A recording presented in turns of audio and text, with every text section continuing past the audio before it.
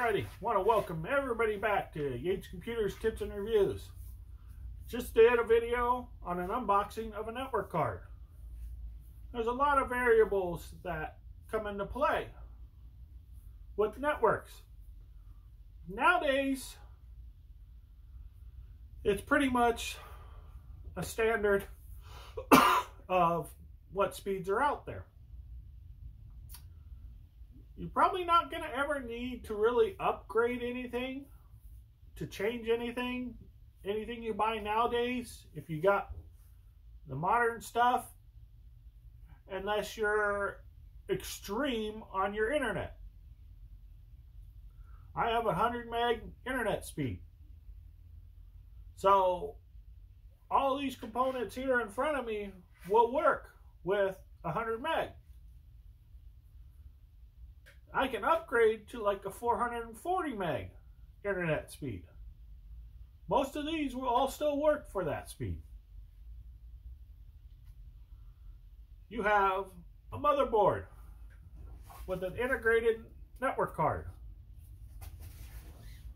You have a wireless card. Depending on the data rate, if it's a G, N, AC, new Wi-Fi 6, AX, whatever bandwidth you have, you want to look at that.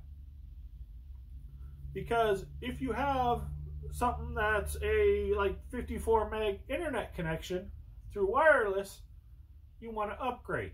If you have 100 meg and you're running 54, you're going to slow down. But the new stuff that's out there is 330 meg, 450 meg, even more. You know, 5G, 2.4, they're different frequencies, different bandwidths, different speeds. So, a lot of people are running out buying the latest and greatest, like AC. Everybody ran out and bought that. And I scratched my head like, why do you need that over a good N multi-channel where you're running like 2.4 and 5 gig? It's the same difference than going out and getting that.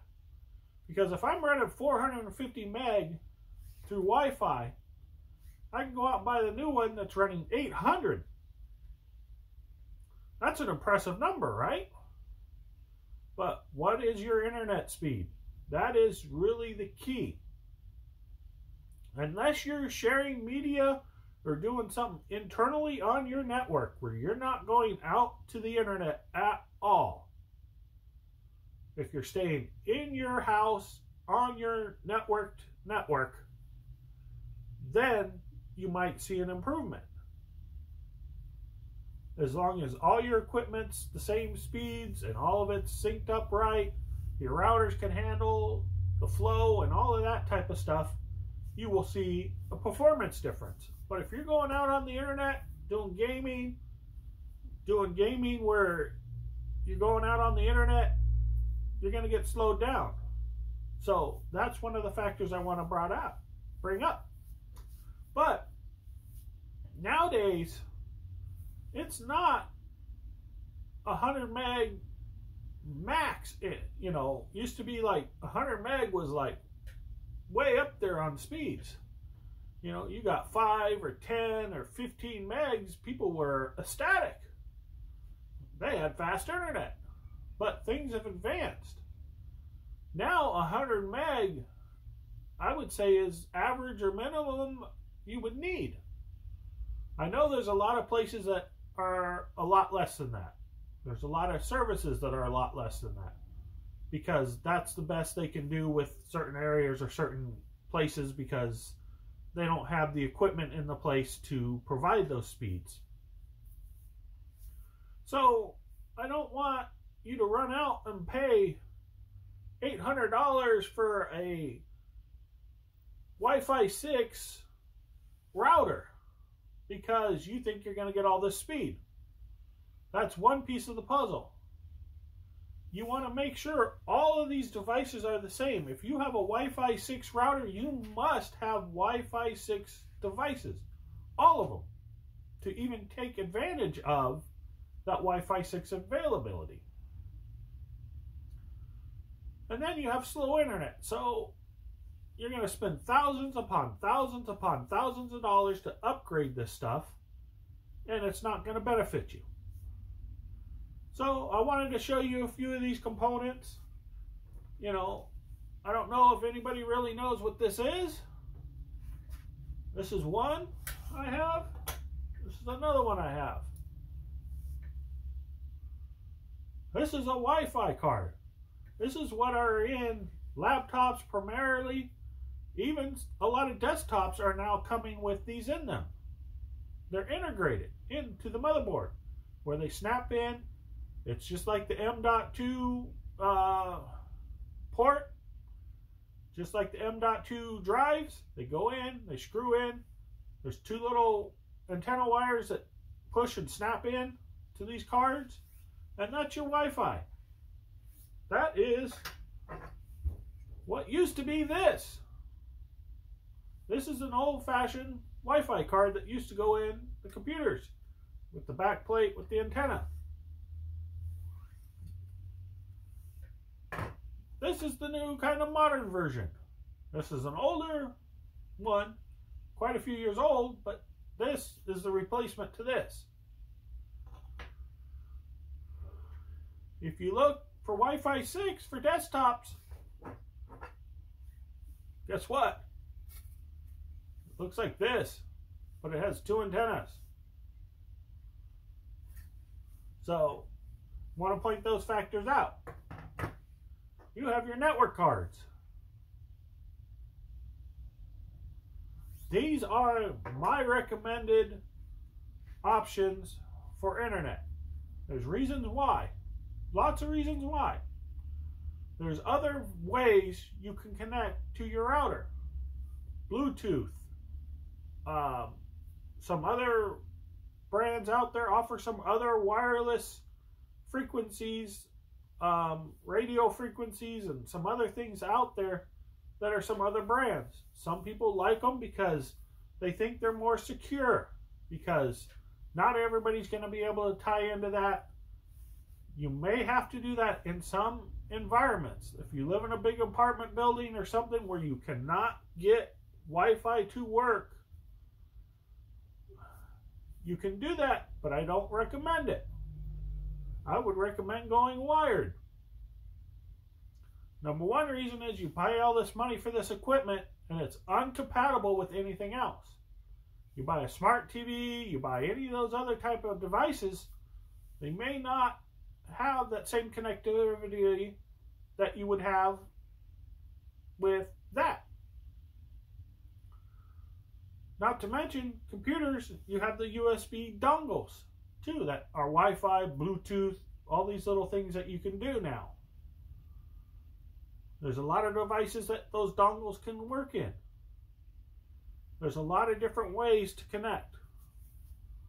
One of the factors that I see and I thought was really kind of funny is I saw a video talking, this gentleman was talking about how Wi-Fi is the best internet connection protocol because network cables have bins in them. You bend it. You're bending your data. And I've seen the videos and people are remarking to him that he is stupid, he is dumb, he doesn't understand, you know, that network cabling is better. Well, I gotta say one thing. I do have to say he is halfway right. Because depending on how that cabling is run, could be a lot worse than a Wi-Fi. Yes, he is trying to elaborate a point that a lot of people nowadays don't listen and don't comprehend what he is trying to get at. When you run cables, you do not do sharp bends in cables. There's reasons why. You can kink the cable, you can break the cable, you can break all the stuff in the inside, and when you pull a cable, you can damage it. Those are things you know when you pull cable, when you run network cable. I'll hopefully do some videos on this more. But I wanted to bring this up because I've seen so many mean and hateful comments on stuff like that. And I do have to say, he is halfway right. I will give him half credit, or even more, because what he is actually doing is he's pointing out an error or a flaw in that wiring system. Because he says, yeah, but this is a straight line from my computer to the router. He's absolutely correct, 100% there. But there's other variables there. I have videos where I have talked about wireless technology. Wireless talks to one device, has to wait till the channel's clear and talk to the next device. So there is some bottlenecking in there. But if you run a network cable and it has one vertical, one horizontal with 8 bins in it, and then one down with another vertical to wherever your router is, you know, you got 9 or 10 bins in there. Not to mention, where is that cable actually physically run? Is it run with electrical? Is it run with phone? Is it run with your TV cable? What else is run with that cable that can cause interference? That's when you get into what grade of cable you have. Cat 5e, Cat 6, Cat 7. That's a whole different variable that comes in play.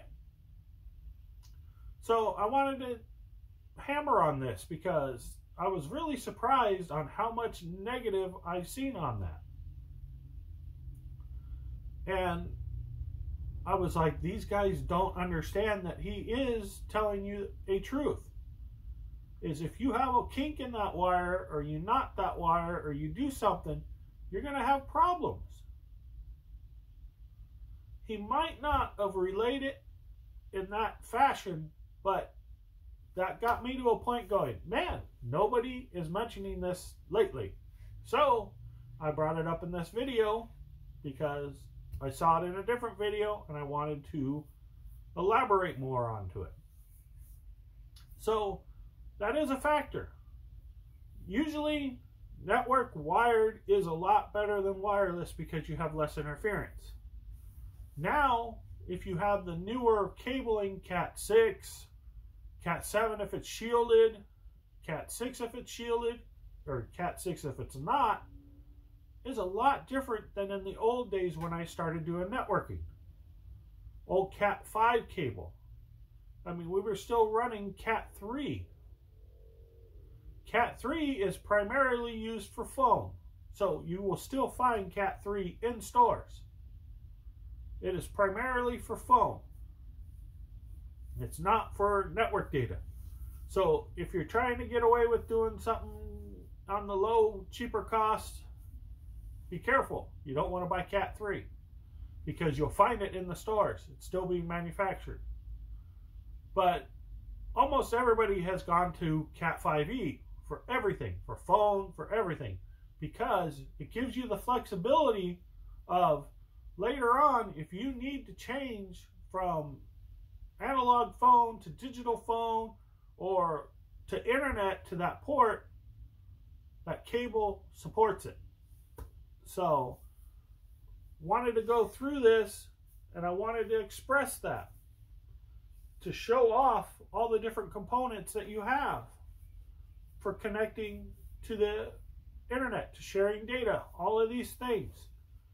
Nowadays, you have even more and more. You have fiber optic, you have, there's new style data cables that are primarily used from switch to switch. There's a lot of things out there, especially when you get into 10 gig, 50 gig, those type of things. You're talking about a lot of speed, a lot of power used, specialized equipment, but you can run a 10 gig or 50 gig port on your computer. They're using it for graphics designers and all of that stuff to communicate to servers, for people that do videos. YouTube videos and all this other stuff. They're using that kind of speed for their editing and all that type of stuff. So, it's out there. It's out there. Home users, you're probably not going to ever get to 50 gig, because that's going to take everybody to upgrade. Your internet speeds, your servers, everybody have to. But it might be something that's there in the future. These videos might be around for 1,000 years. Someone might refer to this and go, what's he talking about? We're at that now or faster? So, wanted to elaborate this. Got off track a little, but I wanted to cover those points. These are important points because I want people to understand what internet connections there are. There are multiple things out there. There are multiple things out there nowadays that aren't these. But these are the most common. These would be your basic practice, your standard practices, what you would use. So I wanted to cover that. I wanted people to see what a laptop card actually is, because now home computers are coming with those. So you might go in there looking for a NIC card or looking for something, and you might get a little confused because things are different. Well, things are different. You're now getting something like this when you're looking for something like this. So that's what this really was about. Of course, this is training, educational, making sure people understand the differences, because there might be an IT professional out there that still has a picture of this in their mind or this in their mind, but you're actually using this on an everyday basis, and it's just common nowadays. So when you come to do a project or you come to do something, you get thrown off. Even with me today, I've been doing this for 30 plus years. I get on there and I'm looking up something and trying to figure out what I need to do a certain project, a certain computer upgrade, a certain repair, and I find something that's really unique out there that even I wasn't too sure about, that I have to look at, that might even work better than what I was looking at originally. So this is what this video is for. You know, of course, do your homework. Go do some research. Make sure you know. This is the first step of you doing your research for you to know. Bringing this to light to you, because not everybody knows this. So make sure you hit the subscribe, the bell, get all the updates, because I'll have a lot more content coming. Hopefully you like what is on my Yates Computer Tips and Reviews. I now have Twitter, Facebook up, TikTok. That's a little hard, a little short. As you can tell, I like to run long on my videos. TikTok's going to be a little difficult for me. So, but hopefully me running long on my videos helps you, because I'm trying to elaborate enough and give you enough information that you don't have any variables that come up. I'm hoping to have enough videos out there so that if you come into an issue, you can go back and find what you need to. Go back, rewatch these videos. Watch them multiple times, because I know I cover a lot of content in these videos. You might be interested in what's going on here this week, but next week you might be interested in what's going on here, because you're looking at your computer that's for your desk or work or whatever, a server. Now you're working on a laptop next week. So there's a lot of variables here. There's a lot of things. You might be in a place where you're working on one computer that has the old style, or even that. Next thing you know, you're working on a computer that has that. So This is why I'm covering these, because not every make and model is exactly the same either. When I got into computers, you'd buy a make and model, there were slight variables, different motherboards, different components in them. So, again, I know I've run long again, but I like to cover enough details because I'm trying to educate and trying to make sure everybody knows this information. Okay, I think I'll wrap this one up and get ready for another video.